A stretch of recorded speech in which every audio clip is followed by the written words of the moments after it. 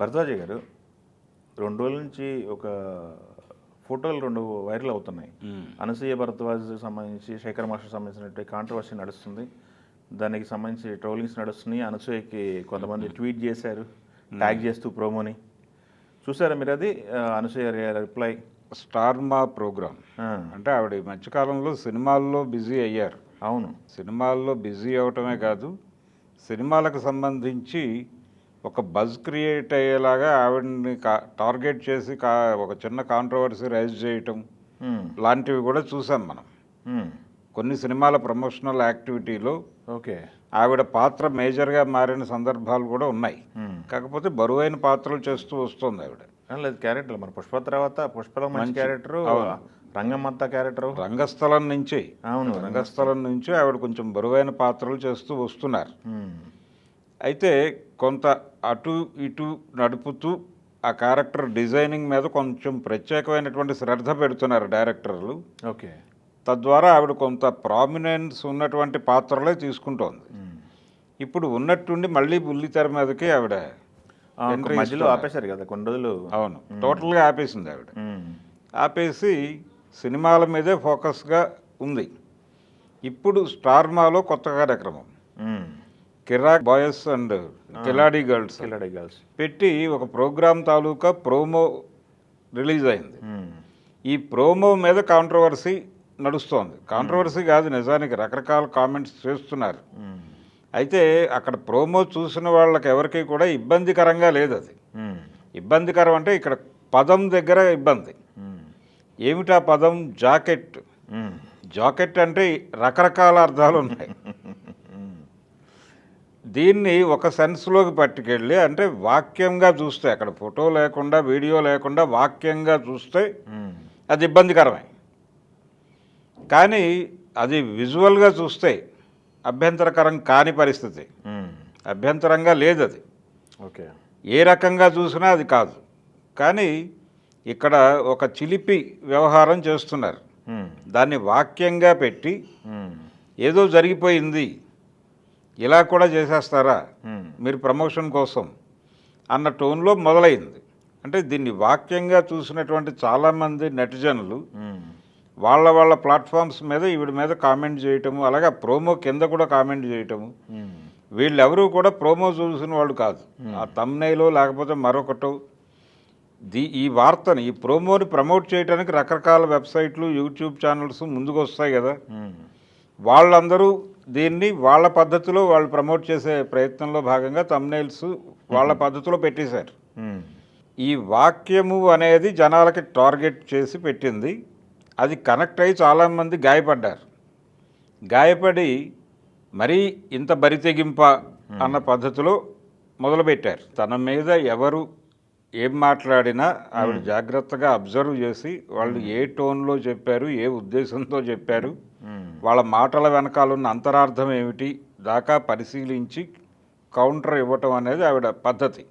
మొదటి నుంచి కూడా తను యాక్టివ్గానే ఉంటారు సోషల్ మీడియాలో. యాక్టివ్గా ఉండటం మాత్రమే కాదు, ఎవరికి ఇవ్వాల్సిన వాళ్ళకి ఇచ్చేస్తారు. అటాక్ చేస్తుంది ఆవిడ నిర్మమాటంగా. అదే బాబు, మీ మనసులో ఏదో పెట్టుకుని నేనేదో చేస్తున్నానని నా మీద దాడి చేస్తున్నారు. మీరు మీ దగ్గర మురికి ఉంది, మీరు మీ మనసులో మురికి పెట్టుకుని దీన్ని చూసి నాకు ధర్మోపదేశం చేసే ప్రయత్నం చేస్తున్నారు. ఇది పద్ధతి కాదు అని గతంలో ఆవిడ చాలా సందర్భాల్లో చెప్పారు. ఇక్కడ కూడా అదే జరిగింది. అయితే ఆవిడ అంత సీరియస్గా రియాక్ట్ కాలేదు ఈసారి. అది కొంచెం విచిత్రం. కానీ కొంతమంది మీరు చాలా మంచి పాత్రలు చేస్తున్నారు సినిమాల్లో, ఇలాంటివి అవసరమా అన్న టోన్లో కొంతమంది కామెంట్స్ స్పందించారు. అంటే శ్రేయోభిలాషులుగా మాట్లాడిన వాళ్ళు, ఆవిడ టోన్లో చెప్పాలంటే మనసులో మురికి పెట్టుకోకుండా విషయాన్ని విషయంగా చూసి మాట్లాడిన వాళ్ళకి రియాక్ట్ అయింది ఆవిడ. రియాక్ట్ అవ్వటం మాత్రమే కాకుండా చాలా సిస్టమేటిక్ పద్ధతిగా మాట్లాడింది ఆవిడ. విరుచుకుపట్టడం అనేది లేదు, లేకుండా చాలా క్లియర్గా మీ అభిప్రాయాన్ని నేను పరిగణనలోకి తీసుకుంటాను, ఇలా ఒక స్థాయి అధమ స్థాయి ప్రచార పద్ధతులకి దూరంగా ఉండటానికే నేను ప్రయత్నం చేస్తానని చెబుతూ, జరిగింది అది కాదు, దాన్ని బయటకి ప్రమోట్ చేసేటప్పుడు అదే ఇలాంటి ఈ వాక్య నిర్మాణం చేశారు. ఈ వాక్యం జనాల్ని ఇటువైపు లాగుతోంది తప్ప దృశ్యం చూసిన వాడు ఎవడు ఇలా మాట్లాడ్డు అనేది ఆవిడ చెప్పింది వాళ్ళకి. చెప్పి ఇవి కూడా జరగకుండా నేను చూసుకుంటాను అని ఒక హామీ అదే ఇచ్చింది. అయితే ఇక్కడ మనం చూడాల్సింది ఏంటంటే ఈ వాక్య నిర్మాణం వెనకాలే కాన్స్పిరసీ ఉంది. ఆ వాక్యం ఏమిటంటే జాకెట్ విప్పిన అనసూయ అనేది వాక్యం అనుకుంటే అది జనాలలో ఒక క్యూరియాసిటీని క్రియేట్ చేయటమే కదా ఏ ప్రోగ్రాం లక్ష్యమైనా, ప్రమోట్ చేయటమే కదా. ప్రోమో అనగా ప్రమోట్ చేసేది. ఆ ప్రోమోని ప్రమోట్ చేయడం ద్వారా షోని ప్రమోట్ చేయడం కూడా ఉంటుంది. స్ట్రాటజీ అంటారు. స్ట్రాటజీ. ఇప్పుడు ప్రతిదానికి స్ట్రాటజిస్టులు వచ్చేసారు. కేవలం పొలిటీషియన్స్కి మాత్రమే వ్యూహకర్తలు లేరు. ప్రతి చోట వీళ్ళ ప్రవేశం వచ్చేసింది. ఓకే, వీళ్ళ స్ట్రాటజీలో భాగంగా ఆ ప్రోమోని పబ్లిక్లోకి పంపు చేయటం కోసం ఈ రకమైనటువంటి టైటిల్ క్రియేట్ చేసి రకరకాల వెబ్సైట్లలోనూ రకరకాల యూట్యూబ్లోనూ క్యూరియాసిటీ క్రియేట్ చేద్దామని. క్యూరియాసిటీ ఓకే, అంతిమంగా జనాల్ని ఇటువైపు లాక్కురావాలి. ఓకే, ఇది డిస్కసివ్ పాయింట్గా మారాలి. డిస్కసివ్ పాయింట్గా మారుతున్నటువంటి క్రమంలో తర్వాత రకరకాల స్పందనలు వచ్చేస్తాయి ఆటోమేటిక్గా. ఇక్కడ ధర్మ ప్రచారకులు చాలామంది వచ్చేస్తారు. ఏమిటి అన్యాయం అని ఆక్రోశంగా మాట్లాడేవాళ్ళు ఉంటారు. ఈ మాట్లాడే వాళ్ళ టోన్ ఏమిటో కనిపెట్టి వాళ్ళ మీద దాడి చేయటం అనేది ఆవిడ చాలా కేటగారికల్గా గతంలో చేస్తూ వచ్చారు. అయితే ఈసారి కొంచెం సంయమనం పాటించి, అంటే ఆవిడకి వ్యూహం అర్థమైంది, ఇది వ్యూహాత్మకంగా జరిగిందే అనేది క్లారిటీ ఉంది కాబట్టి చాలా స్పష్టంగా ఫర్దర్గా ఇలాంటివి జరగకుండా నా వైపు నుంచి కూడా నేను చూసుకుంటాను అని ఒక హామీ ఇచ్చారు ఆవిడ. ఓకే, అంటే తనకి కూడా ఇబ్బందే ఇలాంటివి. కానీ ఆ షో వీళ్ళు ఎప్పుడైతే అంగీకరించారో ఇవన్నీ ఉంటాయి, ఇవన్నీ నడుస్తాయి, ఇదంతా పార్ట్ ఆఫ్ ది గేమ్ అనే విషయం వాళ్ళకి తెలుసు. అయినప్పటికీ తమ వ్యక్తిత్వాన్ని తాము నిలబెట్టుకునే ప్రయత్నం చేయాలి. జనరల్గా ఒక బ్రాండ్ ప్రమోట్ చేయడం కోసం అంగీకరించినప్పుడు అది కేవలం అడ్వర్టైజ్మెంట్గానే చూసే పరిస్థితి కొన్ని సందర్భాల్లో ఉంటుంది. కొన్ని సందర్భాల్లో ఆ ప్రోడక్ట్కి సంబంధించి ఏదైనా ఇబ్బంది వచ్చినప్పుడు టార్గెట్ చేసేది వీళ్ళని.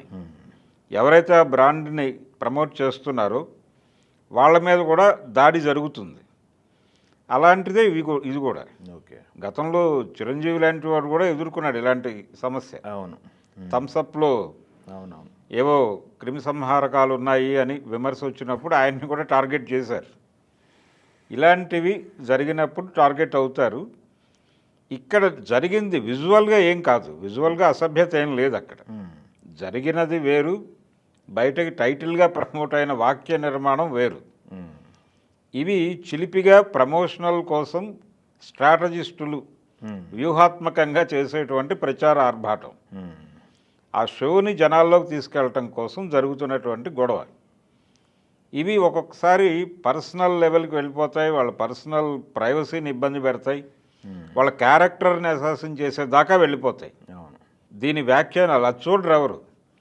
ఈ వాక్యంతో క్యారీ ఫార్వర్డ్ అయిపోయి వివిధ మాధ్యమాల్లో వాళ్ళ అకౌంట్లలో ఏం జరుగుతోంది, ప్రపంచం ఎటు వెళ్ళిపోతోంది, ధర్మం ఏమైపోతోంది, ఈ పద్ధతిలో వ్యాఖ్యానాలు మొదలైపోతాయి. ఇది ప్రమాదం. ఓకే, ఈ కత్తికి రెండు వైపులా పదునుంటుంది, రెండు వైపులా ఆర్గ్యుమెంట్లు ఉంటాయి. అందరినీ అటాక్ చేయడం కష్టం, ఓకే, అందరికీ రెస్పాండ్ అవ్వడం కూడా కష్టమే. ఎందుకంటే ఈ డిస్కషను ఇదంతా ఎందుకు చూస్తున్నారు, వాళ్ళ పర్సనల్ ఏరియాలోకి వెళ్ళిపోతుంది విషయం అనేది కూడా తెలుసు వాళ్ళకి, ఈ స్ట్రాటజిస్టులకి. తెలిసినప్పటికీ ఎందుకు మౌనంగా ఉన్నారంటే మంచిదే అనుకుంటున్నారు వాళ్ళు, మరక మంచిదే అన్నట్టుగా. ఈ డిస్కషన్ మంచిదే, తద్వారా ఆ షో ప్రమోట్ అవుతుంది. ఓకే, వాళ్ళ ప్రధానమైనటువంటి ఉద్దేశం షోని ప్రమోట్ చేయటమే. ప్రోమో అంటే అదే కదా అనే పద్ధతిలో ఆ షాట్ తీసినప్పుడే వాళ్ళకి తెలుసు. అంటే నిజానికి అది ఎందుకు తీశారు, రెండు గ్రూపులకి ఇద్దరు, అక్కడ శేఖర్ మాస్టర్ ఏమో బాయ్స్కి, ఈవిడేమో గర్ల్స్కి టీమ్ లీడర్స్గా ఉన్నారు. హోస్ట్ ఏమో శ్రీముఖి హోస్ట్. అయితే వీళ్ళిద్దరూ చూసుకుందాం రా అన్న పద్ధతిలో ఒక చిన్న, అంటే ప్రిపేర్ అవుతున్నట్టు, యుద్ధానికి సన్నద్ధం మేము అన్నట్టుగా తీసినటువంటి షాట్ అది. దాన్ని అంతవరకే చూస్తే ఇబ్బంది లేదు, దాన్ని వాక్యంలోకి మార్చేసరికి గొడవ అంతా, అది వివాదం.